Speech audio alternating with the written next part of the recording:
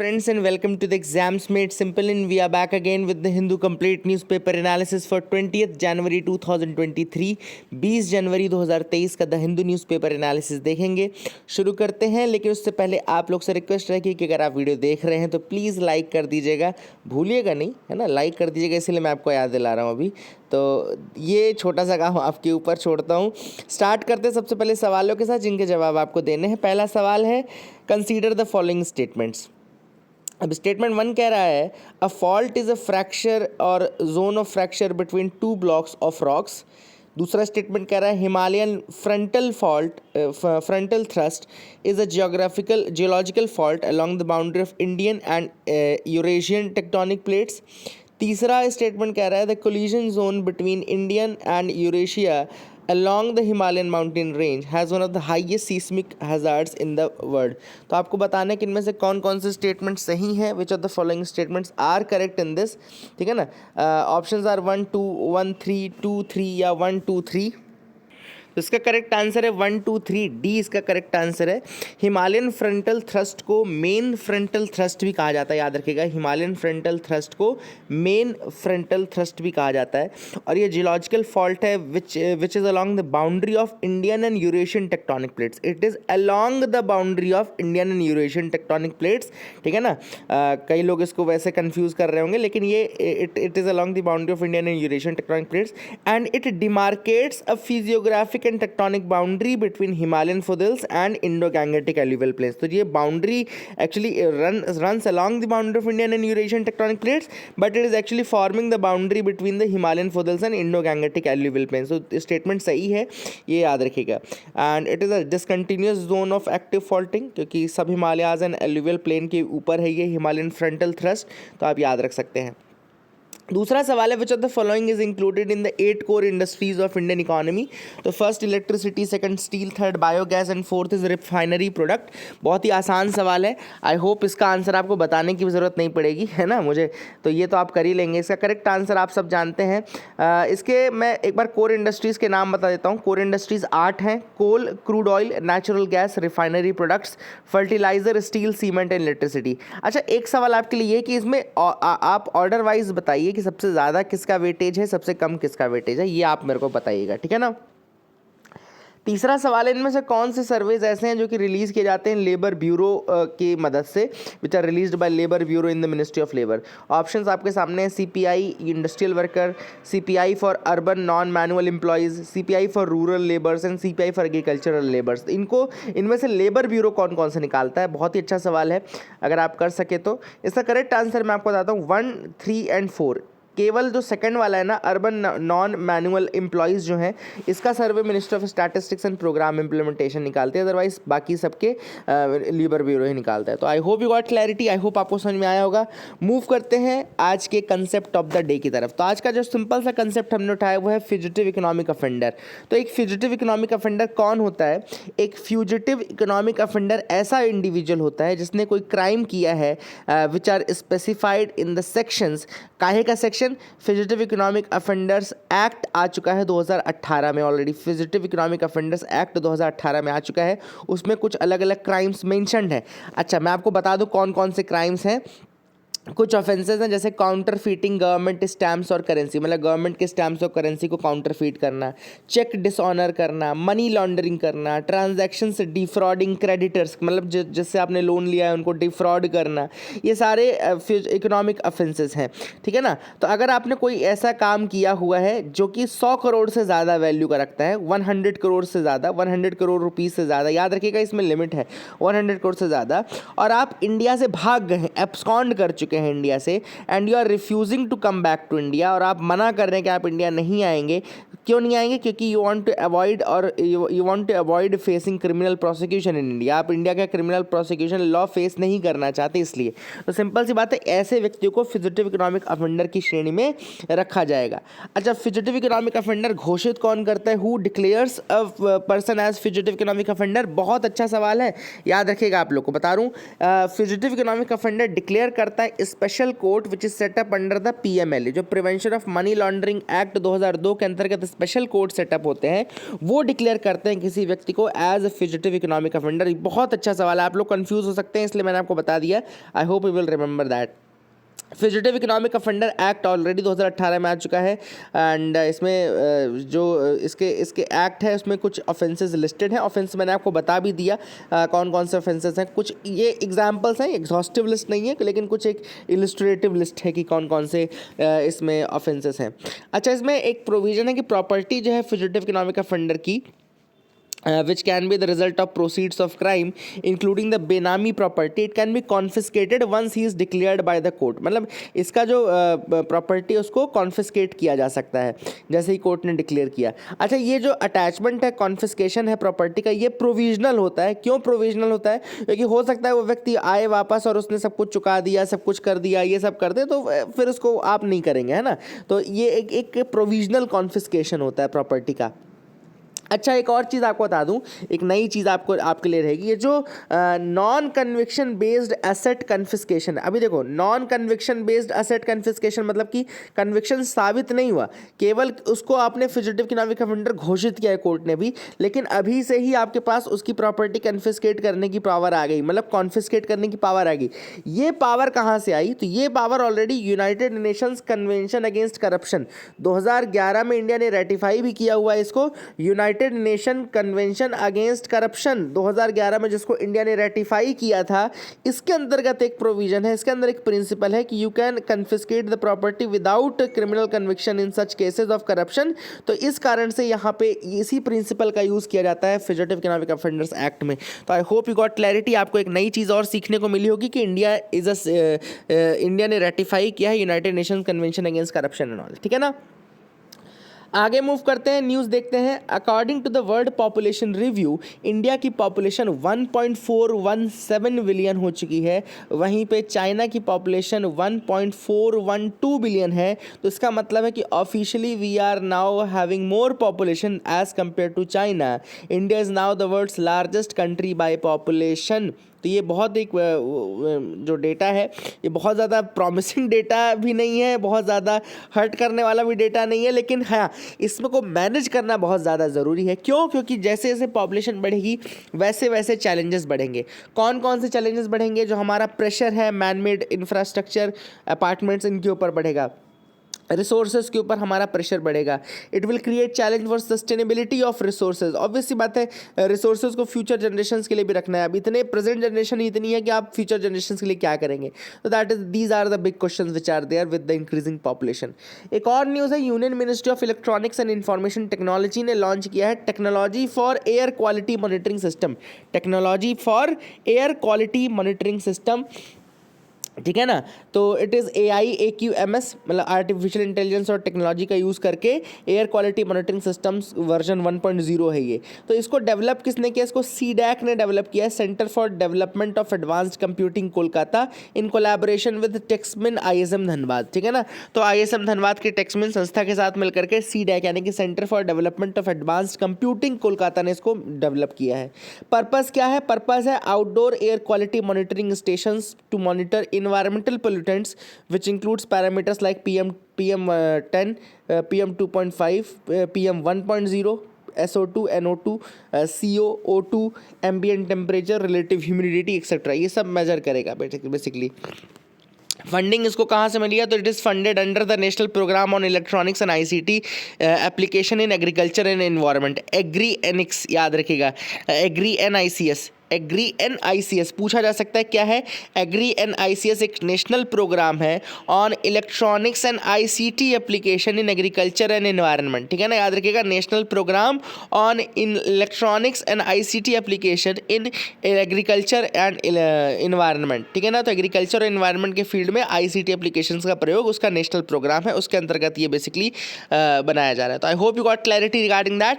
अब front page की एक न्यूज़ है, सुप्रीम कोर्ट कोलिजियम ने कहा है कि वो एक गे लॉयर हैं जिनको हाई कोर्ट के जज के रूप में अपॉइंट करेंगे, है ना। सुप्रीम कोर्ट को इसी को सेंटर ने यानी गवर्नमेंट ने ऑब्जेक्ट किया है। क्यों ऑब्जेक्ट किया है मैं आपको बता दूं, क्योंकि ऑब्वियस सी बात है, जैसे ये गे मतलब ओपनली गे लॉयर हैं, एंड इस कारण से गवर्नमेंट का ये कहना है कि there can be a bias, there can be a possibility of bias because of his advocacy for LGBTQ rights, है ना, तो there can be a bias in that, ठीक है ना। So these are some of the points which have been said. इसके अलावा IB और raw की रिपोर्ट के अकॉर्डिंग भी since he is having a sexual relationship with all this, then this can create a bias in his mind, this can create मतलब कि बहुत ज़्यादा वो फ्री एंड फेयर नहीं होंगे, ऐसा उनका ये कहना है। This is what the government is saying, and the Supreme Court collegium is firm on appointing the gay lawyer as जज। कोलेजियम का सिस्टम आपको पता है डेवलप हुआ है 3 केसेस के कारण। 1981 का फर्स्ट जजेस केस था जब एग्जीक्यूटिव के पास पावर रहता था पूरा अपॉइंटमेंट का। फिर 1993 में सेकंड जजेस केस आया। सेकंड जजेस केस में बोला गया कि भैया अब जज का कॉन्करेंस होना ज़रूरी है ना, कंसल्टेशन का मतलब कॉन्करेंस होगा वहाँ पे। तो 1993 में सेकंड जजेस केस में बोला, और 1+2 का कोलिजियम लगाया गया वहाँ पे, और 1998 में कोलिजियम को एक्सपैंड किया गया और 1+8 का कोलिजियम लगाया गया for the Supreme court and 1+2 for the high court, ठीक है। तो I hope you got clarity regarding all these things, आपको समझ में आ गया होगा। आगे मूव करते हैं, देखते हैं और क्या इंपॉर्टेंट न्यूज़ आर्टिकल्स हैं जिनके बारे में हमको डिस्कस करना है। तो आप मेरे साथ ऐसे मूव कर सकते हैं, बहुत अच्छे अच्छे जो भी न्यूज़ है मैं बता दूंगा। On the Parasnath trail resisting Adivasi eraser, तो झारखंड में आप सबको पता है कि पारसनाथ हिल्स जो हैं they are seeing Jain Santhal conflict with each side claiming it as their own. तो 2 साइड्स हैं, एक जैन साइड है, दूसरी संथाल साइड है, and both are claiming it as their own. At the core of the discord is their differing belief systems and give and take of community living warnings and tradition gradually hardening into opposing positions, ठीक है ना।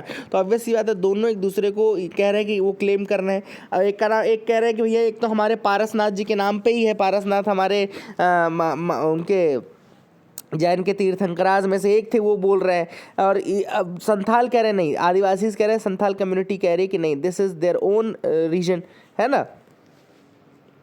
अब इसमें आपको थोड़े से और मैं इंटरनल कुछ फैक्ट्स बता दूं। देखो यहाँ पे क्या होता है, हर साल एक संथाल कम्युनिटी जो है वो इम्पॉर्टेंट पूजा करती है इनके हिल डीटी की, जिसका नाम है मरंग बारू, याद रखें मरंग बुरू, ठीक है ना। तो the hill deity of Santhal से मारंग बुरू, एंड उनकी वो पूजा करते हैं हर साल। यहाँ पे साल ट्रीज भी हैं तो वहाँ पे भी उनकी पूजा की जाती है, टांगी और एरोबो ये सब लेकर के वो जाते हैं, बढ़िया एनुअल कस्टम है उनका, ठीक है ना। And it is dating back to the मतलब जब बहुत सालों से ये कर रहे हैं। मारांग बुरू जहाँ पे रिचुअल कंडक्ट होता है, ये स्लोप्स ऑफ पारसनाथ हिल्स में ही लोकेटेड है, जो कि प्रेजेंटली झारखंड के गिरिडीह डिस्ट्रिक्ट में है ना। यहीं पे सम्मेद शिखर जी भी हैं। सम्मेद शिखर जी क्या है, हाईएस्ट पीक है 1350 मीटर की यहाँ की, and it is one of the holiest pilgrimage site of the Jain community. उनका ये कहना है कि here followers believe 20 of the 24 तीर्थंकराज इनलाइटनिंग यहीं उनको मिला है, निर्वाण यहीं मिला है, 24 में से 20 तीर्थंकराज को, ठीक है ना। तो जैन्स के लिए भी बहुत ज़्यादा इंपॉर्टेंट है। अब यहाँ पे क्या हुआ, रिसेंटली गवर्नमेंट ने अनाउंस किया कि एक टूरिज्म स्पॉट के रूप में कन्वर्ट करेंगे। तो उसमें जैन्स ने कहा कि भैया ये इनका इंपॉर्टेंट पिलग्रिमेज साइट है, एंड इसके अलावा सेंटर ने भी माना कि हाँ ये इंपॉर्टेंट है, बट उनमें कहीं पे भी उन्होंने जो सिग्निफिकेंस है हिल्स का उसमें संथाल्स का नाम नहीं डाला। तो इस कारण से जो ट्रिगर है वो इसी कारण से है कि संथाल्स ने कहा कि भाई क्या हमारे लिए इंपॉर्टेंट नहीं है, तो हमारा क्यों नहीं आपने मेंशन किया, ये हमारे लिए भी इंपॉर्टेंट वर्शिप साइट है, मरांग बुरू की हम पूजा करते हैं। तो लोकल आदिवासी और जो जैन कम्युनिटी है they are having a fight over the worshipping rights on the slopes of Parasnath Hill basically, and the rift of mistrust between the two communities has widened because of that, ठीक है ना। तो that is the thing which is important. I hope you got clarity regarding that as well. आगे देखते हैं और क्या important news articles, तो आप मेरे साथ मूव कर सकते हैं। यहाँ पे तो ऐसी कोई भी इंपॉर्टेंट न्यूज़ जो लगेगी मैं आपको बताता जाऊँगा। Citizens committees to press heritage panel clearance for work on the Chamundi Hills. तो अब देखते हैं सबसे पहले चामुंडी हिल्स पहले है कहाँ। चामुंडी हिल्स आपके मैसूर में है, which is in Karnataka, obvious सी बात है। एंड यहाँ पे the citizens committee to save the Chamundi hills has resolve to press for clearance from the heritage committee before the implementation of developmental works at the hill top under the Prasad scheme. तो Prasad scheme के अंतर्गत यहाँ पे कुछ developmental work चल रहा है, लेकिन ऑब्वियस सी बात है वहाँ पे लोगों को ये लग रहा है कि जो क्लियर मतलब वहाँ के जो उसके हेरिटेज है, सेरेनिटी है, वो कहीं डिस्ट्रॉय ना हो जाए, ऐसा ना हो जाए कि डेवलपमेंट के चक्कर में कुछ ऐसा हो जाए। तो these are the things which are there, and वो देखेंगे कि क्या वाकई में जो एप्रीहेंशंस हैं डेवलपमेंट के नाम पे वो सही है या नहीं है। प्रसाद स्कीम आप सबको पता है यूनियन गवर्नमेंट का एक प्रोजेक्ट है, it is union government project and infrastructure work, जिसमें कि वो डेवलपमेंट किया जा रहा है ना, पिलग्रिमेज साइट्स को। फैक्ट्स आप लोग लिख लीजिए कि प्रसाद स्कीम जो है 2014-15 में लॉन्च की गई थी, 14 और 15 में, और मिनिस्ट्री ऑफ टूरिज़्म की है, मिनिस्ट्री ऑफ टूरिज़्म की ये स्कीम है, और इसका बेसिकली इसका नाम है pilgrimage rejuvenation and spiritual augmentation drive. Pilgrimage rejuvenation and spiritual augmentation drive. Obviously इसका काम क्या है, इसका काम है पिलग्रिमेज साइट्स को आइडेंटिफाई करना, उनको एनरिच करना, रिलीजियस टूरिज़्म एक्सपीरियंस प्रोवाइड करना, है ना, और पिलग्रिमेज डेस्टिनेशंस जो हैं उनको प्लान सस्टेनेबल मैनर में उनको एक टूरिज़्म एक्सपीरियंस प्रोवाइड करना। तो ये इसके एम है। आई hope you will remember them, इसको याद रखिएगा। Kerala man who dug hundreds of सुरंग through hills to tap drinking water ends life। तो व्यक्ति का नाम है सी कुनहाम्बू। He is well known for his skills to construct सुरंगास। He passed away on Wednesday। ठीक है ना, तो नाम बस याद रखिएगा, काम थोड़ा बहुत देख लीजिएगा। आई hope you will remember. Judging a decade of POCSO act. तो यहाँ पे पॉक्सो एक्ट के बारे में कि पॉक्सो एक्ट की क्या सफलताएं थी।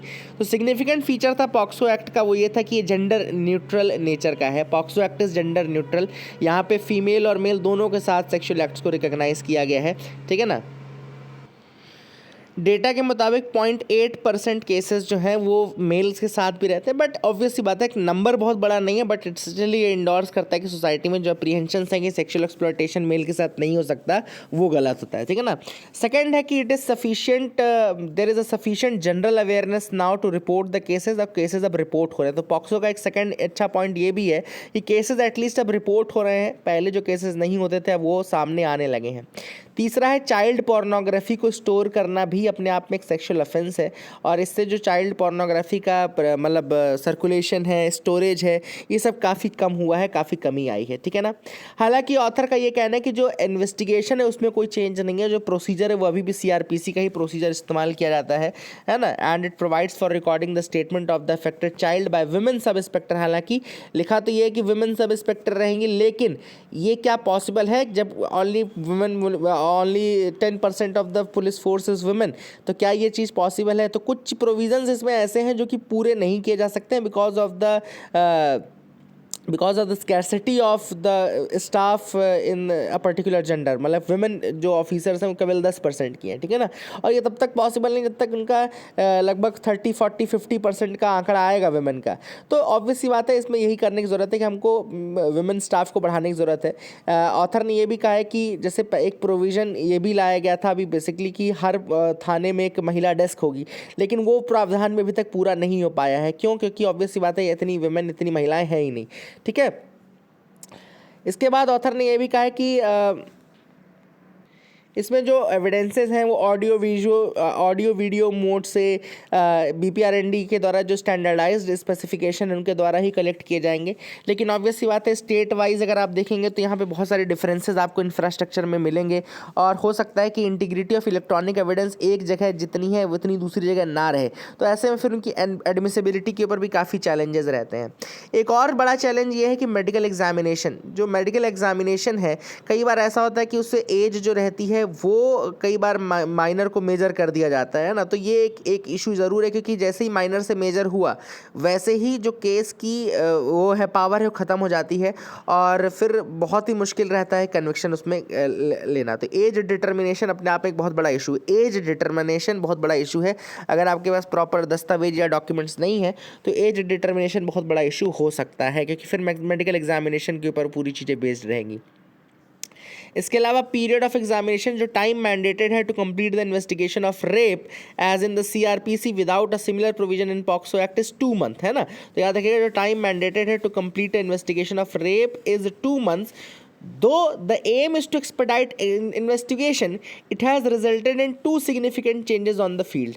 दो चेंजेस इसमें हुए हैं, हालांकि ये टाइम कम किया गया है ताकि जल्दी से जल्दी हो सके, लेकिन दो चेंजेस देखने, one, there is much pressure on the investigating officer के ऊपर प्रेशर काफ़ी ज़्यादा है टू सबमिट द चार्जशीट, है ना, तो कई बार क्वालिटी वहाँ से डिग्रेड हो जाती है. And second, the IO do not want to invite any internal punishment as the ministry of Home Affairs supervises the POCSO cases through the CCTNS. तो पॉक्सो के cases Ministry of Home Affairs monitor करती रहती है using the CCTNS, and इस कारण से IO नहीं चाहते कि कुछ ऐसी दिक्कत हो, इसलिए 2 महीने में वो इन चीज़ों को कंप्लीट करने की कोशिश करते हैं. उनका एम रहता है इन्वेस्टिगेशन कंप्लीट करना, ये एम नहीं रहता है कि सही चीज़ें निकाल पाना. And if the charge sheet is not put in 90 days of the arrest of the accused, then he or she is granted bail. अगर accused के against आपने 90 दिन में डाली नहीं तो accused bail मिल जाएगी, ठीक है ना. Now when a charge sheet is put up in 60 days of the FIR and not arrest, the accused may seek bail immediately after the filing of charge sheet. Thus it is the accused and not the victim who gets the benefit of completing investigation in a shorter time. अगर आपने 60 दिन के अंदर ही कर दी अगर, तो फिर charge sheet के बाद तुरंत वो अप्लाई कर सकता है. तो मतलब शॉर्ट में भी प्रॉब्लम है, तो ये पॉक्सो एक्ट की एक थोड़ा सा ये जो कमी है, मतलब ये चार्जशीट फाइल करने का जो टाइमिंग है, टाइमिंग का जो इशू है वो एक बड़ा इशू है, ठीक है ना. तो I hope you got clarity regarding that as well. दूसरा जो आर्टिकल है, flip the page to the chapter on middle school. अब ये सिंपल सा बात है, ये आर्टिकल जो लिखा गया है वो असर रिपोर्ट के ऊपर लिखा गया है. असर रिपोर्ट आप सबको पता है कि प्रथम नाम की एक NGO है वो रिलीज़ करती है, प्रथम NGO रिलीज़ करती है. और असर रिपोर्ट में जैसा कि कल बताया कि इनरोलमेंट के नंबर तो बढ़ चुके हैं, इनरोलमेंट के नंबर बढ़े हैं. दूसरा चीज़, गवर्नमेंट स्कूल्स में इनरोलमेंट के नंबर बढ़े हैं. ये सब पॉइंट्स लिख लेना. इनरोलमेंट बढ़ा है 18 के कंपैरिजन में 22 में, गवर्नमेंट स्कूल्स में इनरोलमेंट बढ़ा है 18 के कंपैरिजन में 22 में.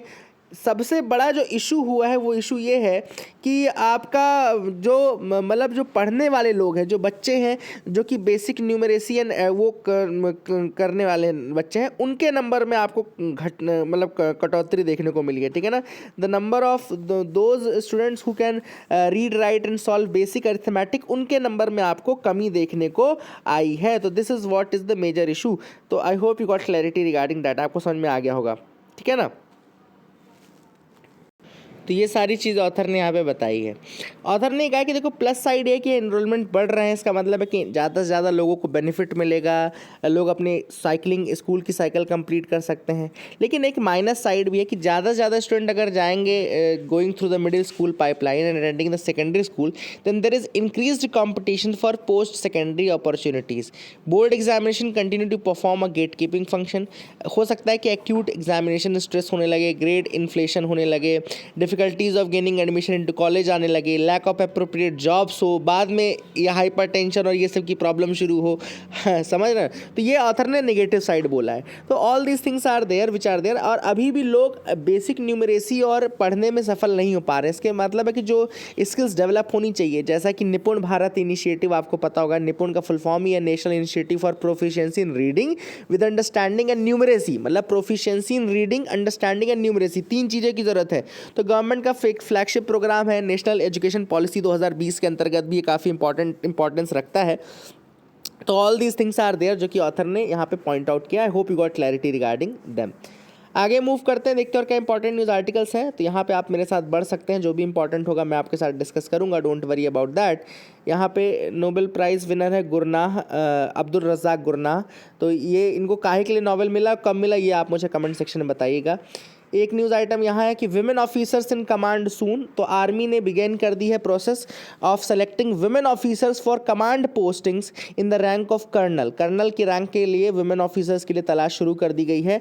अभी तक ये केवल मेल्स का डोमेन रहता था कर्नल जैसी पोस्ट में, और ये चीज़ आ रही है because of the Supreme Court judgement 2021 का, जिसमें उन्होंने कहा था कि जो परमानेंट कमीशन है वो ग्रांट किया जाए विमेन को, और उनकी पोस्टिंग्स हर तरीके से हर पोस्ट पे की जाए, ठीक है ना. चाहे वो मतलब एंड ये लिखा है granting permanent commission and command postings to women officers in all arms and services other than combat. All arms and services other than combat, इन सब में आपको कमांड पोस्टिंग्स दी जानी चाहिए.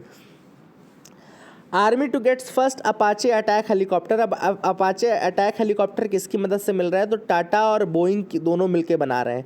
टाटा और बोइंग है ना, टाटा का एक ब्रांच है वो, और बोइंग, बोइंग आपको पता है अमेरिकन है। तो अपाचे अटैक हेलीकॉप्टर्स इनके साथ मिलके बन रहे हैं, ठीक है ना। आई होप यू गॉट क्लैरिटी।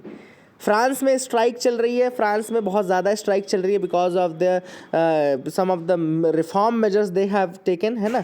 वहाँ पे पेंशन रिलेटेड स्ट्राइक्स चल रही हैं ऑलरेडी इमैनुअल मैक्रॉन के अगेंस्ट। उन्होंने कुछ रिफॉर्म्स किए थे, उनके अगेंस्ट चल रही है।